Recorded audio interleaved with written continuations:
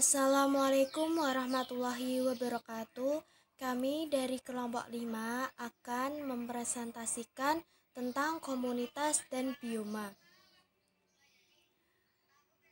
Nah, kelompok 5 ini beranggotakan nama Anissa Widyanugrahini dengan NIM 38, Komarianti dengan NIM 15, saya sendiri Yatin Ekawati NIM 16, dan Vika Hervi Wihertati dengan NIM 34. Komunitas. Nah, dalam ekologi terdapat suatu kumpulan populasi yang disebut dengan komunitas, di mana komunitas ialah kumpulan dari berbagai populasi yang hidup pada suatu waktu dan daerah tertentu yang saling berinteraksi dan mempengaruhi satu sama lain. Nah, komunitas memiliki derajat keterpaduan yang lebih kompleks bila dibandingkan dengan individu dan populasi. Pemberian nama komunitas dapat berdasarkan pertama, bentuk atau struktur utama seperti jenis dominan, bentuk hidup atau indikator lainnya seperti hutan pinus, hutan agatis, hutan jati, atau hutan Dipterocarpaceae. Dapat juga berdasarkan sifat tumbuhan dominan seperti hutan klerofil. Yang kedua, berdasarkan habitat fisik dari komunitas, seperti komunitas hamparan lumpur, komunitas pantai pasir, komunitas lautan, dan lain-lain. Yang ketiga, berdasarkan sifat-sifat atau tanda-tanda fungsional, misalnya tipe metabolisme komunitas, berdasarkan sifat lingkungan alam seperti iklim, misalnya terdapat di daerah tropik dengan curah hujan yang terbagi rata sepanjang tahun, maka disebut hutan hujan tropik.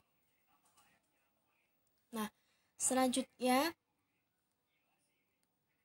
di alam terdapat bermacam-macam komunitas yang secara garis besar dapat dibagi dalam dua bagian, yaitu yang pertama komunitas akuatik. Komunitas ini misalnya yang terdapat di laut, di danau, di sungai, di parit, atau di kolam.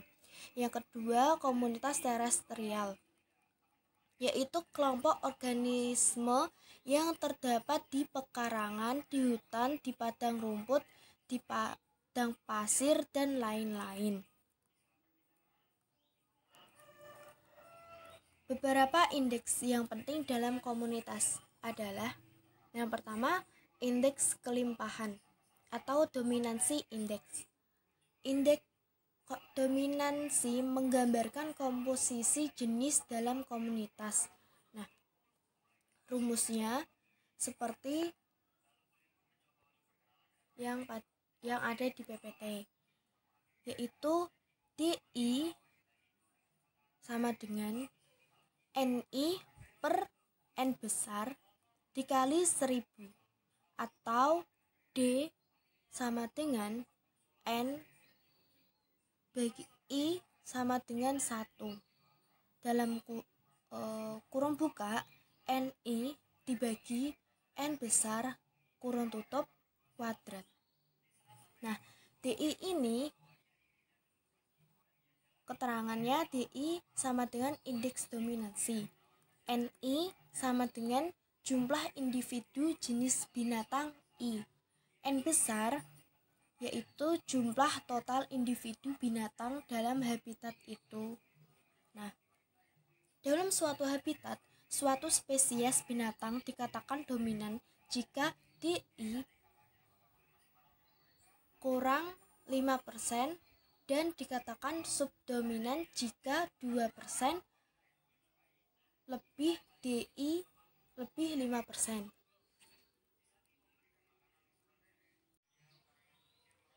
Nah, yang kedua, indeks keanekaragaman atau diversity index. Keanekaragaman komunitas ditandai oleh banyaknya spesies organisme yang membentuk komunitas tersebut. Semakin banyak jumlah spesies, semakin tinggi keanekaragamannya.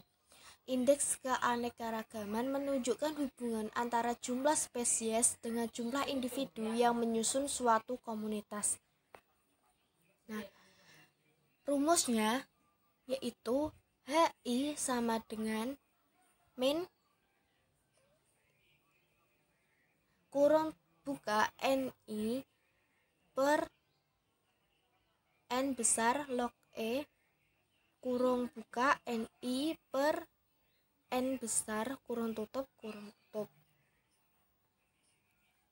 Nah, keterangannya HI sama dengan indeks keanekaragaman Shannon-Weaver. NI yaitu jumlah individu jenis I. N besar jumlah total individu. Nah, yang ketiga, indeks kesamaan. Indeks ini digunakan untuk membandingkan kesamaan spesies organisme yang ditemukan pada suatu habitat dengan habitat yang lain atau membandingkan kesamaan spesies yang ditemukan pada suatu musim dan musim yang lain. Rumusnya S besar S kecil sama dengan 2.C besar per A besar plus B besar. Nah, keterangannya S besar S kecil yaitu indeks kesamaan Sorensen. A besar yaitu jumlah spesies pada habitat A. B besar yaitu jumlah spesies pada habitat B. C besar yaitu jumlah pasangan spesies yang dijumpai di habitat A dan B. Nah, dengan dasar jumlah individu dapat pula ditentukan indeks kesamaan dua habitat. Rumusnya I besar SE sama dengan MC bagi 2 per MA plus MB plus kurung buka MC dibagi 2 kurung tutup dikali 100%. Keterangannya ISE sama dengan indeks kesamaan Ehlenberg. MA yaitu jumlah individu pada habitat A. MB yaitu jumlah individu pada habitat B. MC yaitu jumlah pasangan individu pada habitat A dan B.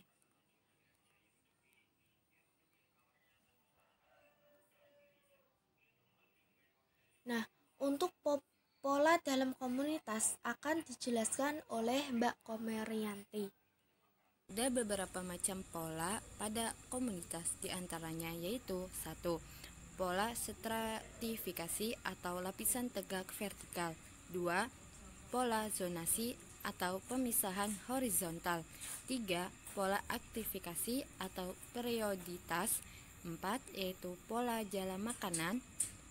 Yang kelima yaitu pola reproduksi. Yang keenam yaitu pola sosial. Dan yang ketujuh yaitu pola koaktif. Secara konvensional kita berpikir adanya 4 musim, yaitu musim semi, musim panas, musim gugur, dan musim dingin. Namun kaum ekologis membagi musim itu menjadi 6, yaitu hibernal atau winter. Yang kedua yaitu prevernal atau permulaan musim semi. Yang ketiga yaitu akhir musim semi. Yang keempat yaitu permulaan musim panas.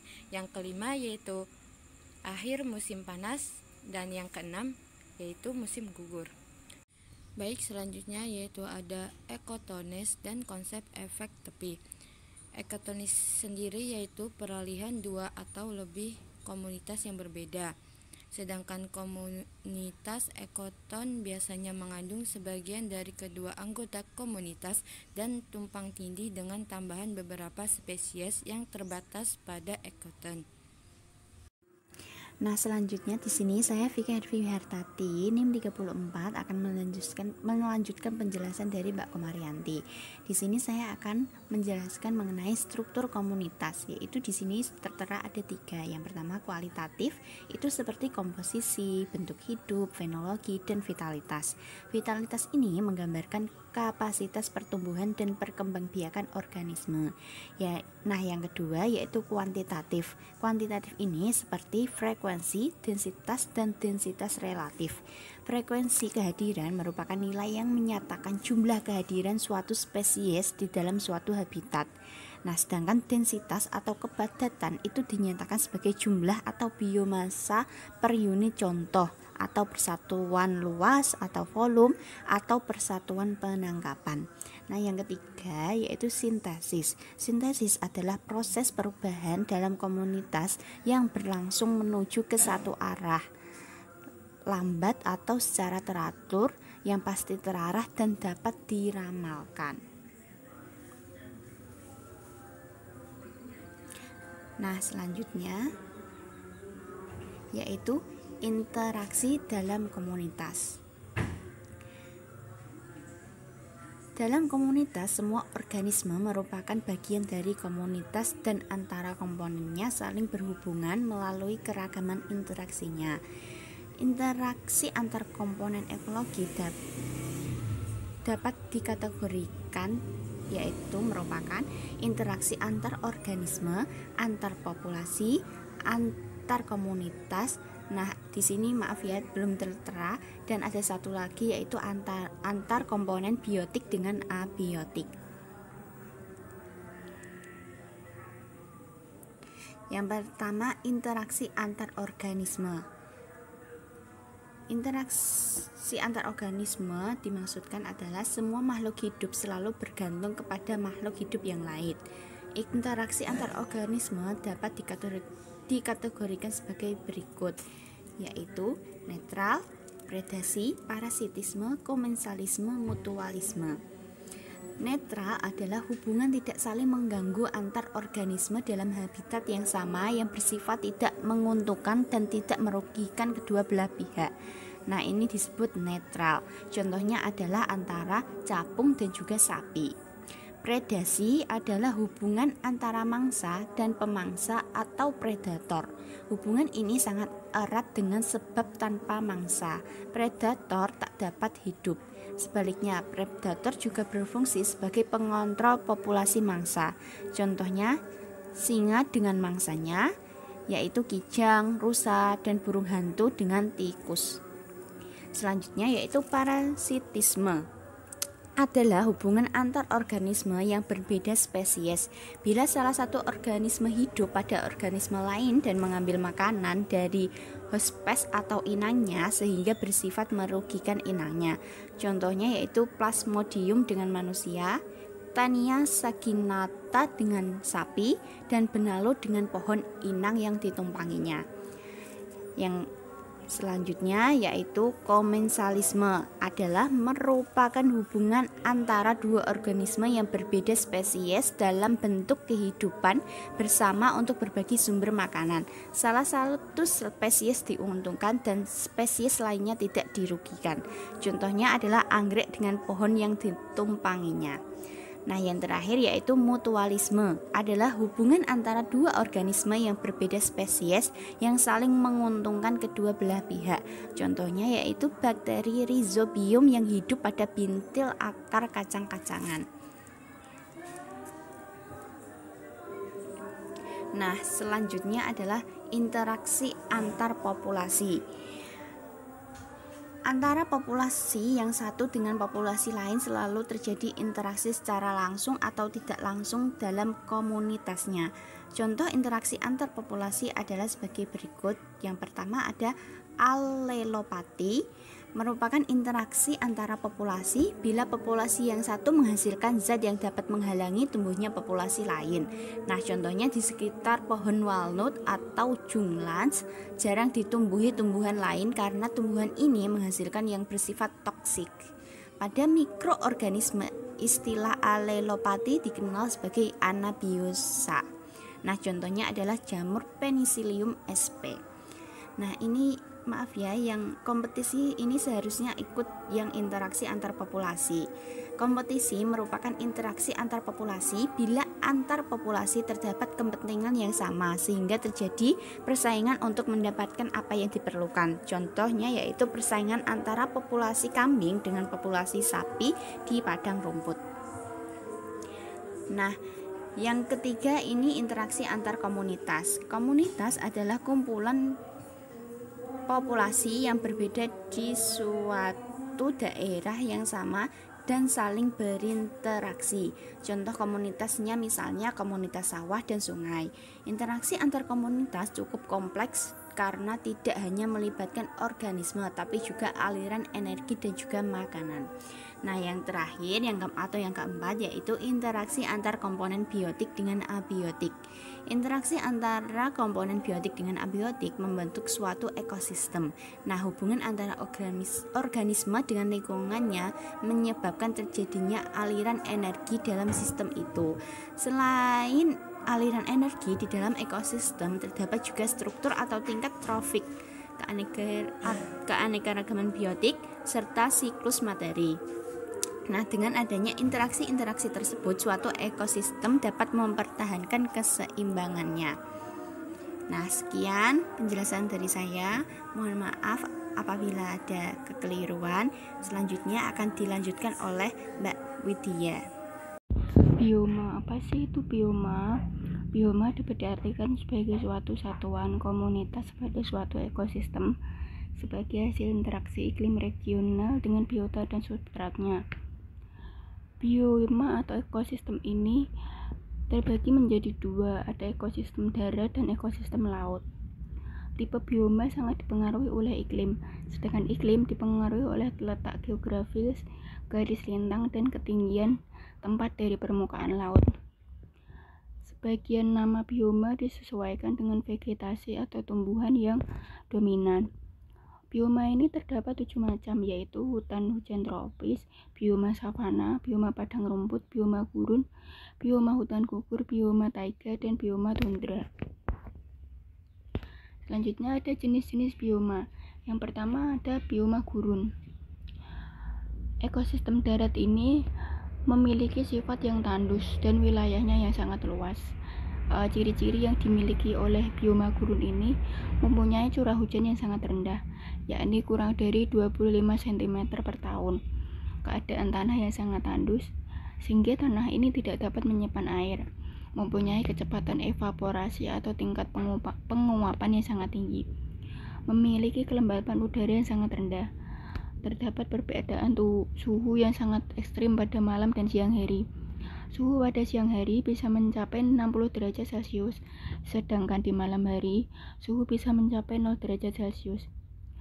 Kondisi tersebut ini hanya mampu diadaptasi oleh tumbuhan tertentu saja, contohnya seperti kaktus. Hewan yang hidup di gurun juga sangat terbatas, contohnya seperti ular, kadal, katak, dan kalajengking. Contoh wilayah yang terdapat bioma gurun yaitu di daerah Afrika dan di gurun Gobi. Selanjutnya ada bioma sabana. Bioma sabana ini termasuk ekosistem darat berupa padang rumput yang diselingi beberapa pohon. Ciri-ciri dari bioma sabana mempunyai curah hujan antara 90 sampai 150 cm per tahun. Merupakan padang rumput yang diselingi oleh beberapa pohon. Ditumbuhi oleh beberapa jenis flora seperti tumbuhan gerbang, rumput, akasia, dan eucalyptus. Dihuni oleh beberapa jenis fauna seperti gajah, macan tutul, kijang, zebra, singa, kuda, dan beberapa jenis serangga.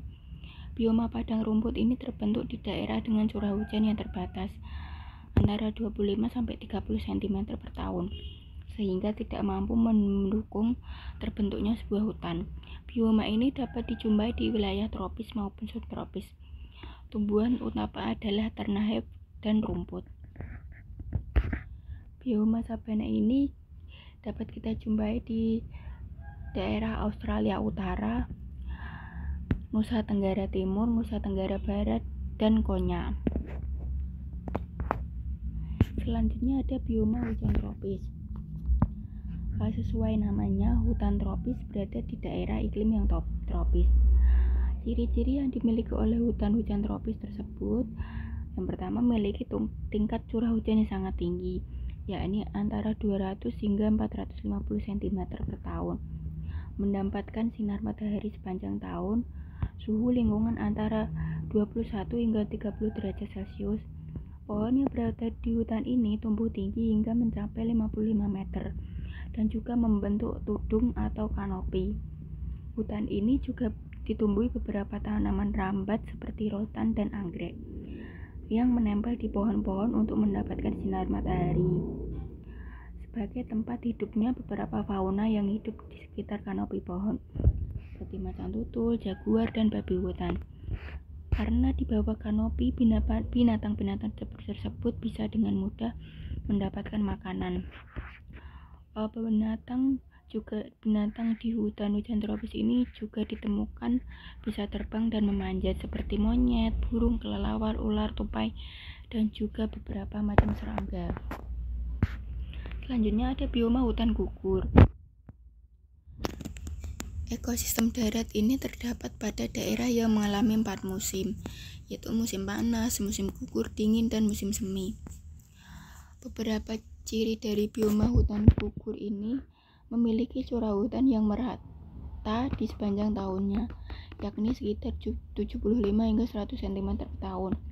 Tumbuhan yang hidup di bioma ini pada umumnya memiliki daun yang lebar. Terdapat di daerah yang mempunyai 4 musim. Air yang ada di bioma ini akan membeku apabila terjadi musim dingin. Tumbuhan tidak melakukan fotosintesis ketika musim dingin karena air tidak dapat diserap dengan baik. Dihuni oleh binatang-binatang yang mengalami hibernasi ketika musim dingin menyerang. Beberapa hewan melakukan hibernasi ketika musim dingin dan beberapa hewan lagi melakukan membentuk jaringan lebat di bawah kulitnya, dan ada pula yang bermigrasi ke tempat lain. Berada di wilayah mempunyai iklim subtropis, yaitu terletak di 23,5 derajat garis lintang utara atau lintang selatan. Radiasi sinar matahari, curah hujan, dan kelembapannya meninggi ketika musim panas tiba. Sebaliknya, radiasi sinar matahari, curah hujan, dan tingkat kelembapannya akan turun ketika musim dingin tiba. Daun-daun berubah menjadi merah atau coklat ketika musim dingin karena tumbuhan tidak melakukan fotosintesis dan tidak dapat menyerap air. Salju mulai mencair adalah tanda musim panas tiba. Selanjutnya ada bioma taiga. Bioma taiga ini sering disebut sebagai hutan berdaun jarum karena banyak anggota kelompok pohon jarum di bioma taiga tersebut. Ciri-ciri dari bioma taiga ini terdapat di antara daerah iklim subtropis dengan daerah iklim kutub atau di daerah iklim dingin. Terdapat perbedaan suhu yang sangat mencolok antara musim panas juga musim dingin. Terjadi pertumbuhan tanaman ketika musim panas, yaitu selama 3 hingga 6 bulan. Memiliki flora fauna yang sangat bersifat homogen atau berseragam. Tumbuhan yang dominan hidup di sana yang memiliki daun runcing seperti jarum, tumbuhan konifer yang tampak selalu hijau sepanjang tahunnya. Dihuni oleh beberapa fauna yang khas, yaitu seperti serigala, burung, beruang hitam, musim, dan linak. Bioma taiga ini terdapat di daerah Alaska, Amerika Utara, dan Rusia. Selanjutnya ada bioma tundra. Bioma tundra ini ekosistem darat yang tanpa dihidupi pohon satupun karena terletak di kutub utara dengan suhu yang sangat dingin. Ciri-ciri dari bioma tundra ini mengalami musim dingin yang sangat panjang hingga mencapai 9 bulan, mendapatkan sangat sedikit radiasi sinar matahari ketika musim dingin sehingga terlihat gelap, mengalami musim panas selama 3 bulan saja. Tumbuhan-tumbuhan mulai tumbuh dan berkembang di musim panas ini. Tanahnya ditutupi oleh salju-salju yang mencair ketika musim panas berlangsung. Memiliki flora yang khas yaitu lumut, sphagnum, dan lichen, reinder, pohon willow, beech, serta tumbuhan berbiji pendek yang mana mempunyai masa perkembangan sangat singkat, yakni 2 bulan saja. Mempunyai fauna yang khas juga yaitu muskokem, bison yang berbulu tebal, reinder atau karibau atau rusa kutub, rubah, dan burung ptarmigan. Bioma ini terletak di daerah kutub utara, pegunungan tinggi, contohnya pegunungan Alpen. Kalau di Indonesia itu pegunungan Jaya Wijaya. Yang terakhir ada padang rumput. Sama seperti hutan hujan tropis, padang rumput ini terletak di wilayah beriklim tropis. Ciri-ciri dari padang rumput terdapat di daerah yang mempunyai iklim tropis dan juga subtropis, mempunyai curah hujan rata-rata sebesar 25 hingga 50 cm per tahun. Curah hujan yang demikian ini turun dengan tidak teratur. Di daerah yang memiliki curah hujan tinggi terdapat rumput ya tumbuh subur yang tingginya mencapai 3 meter. Contohnya seperti bluestem grasses. Sementara di daerah curah hujannya yang sedikit terdapat rumput yang pendek seperti brahma dan buffalo grasses. Suhu di padang rumput umumnya terasa panas. Terdapat posoritan dan juga drainase yang tidak teratur. Hal ini akan menyebabkan tumbuhan sukar untuk mengambil air. Dihuni oleh beberapa hewan khas padang rumput yaitu reptil, burung, kijang, singa, kanguru, serigala, citah, jaguar, zebra, jerapah, hewan-hewan pengerat, dan berbagai jenis serangga. Sekian yang dapat disampaikan oleh kelompok kami. Apabila ada kekurangannya kami mohon maaf. Sekian dan terima kasih. Wassalamualaikum warahmatullahi wabarakatuh.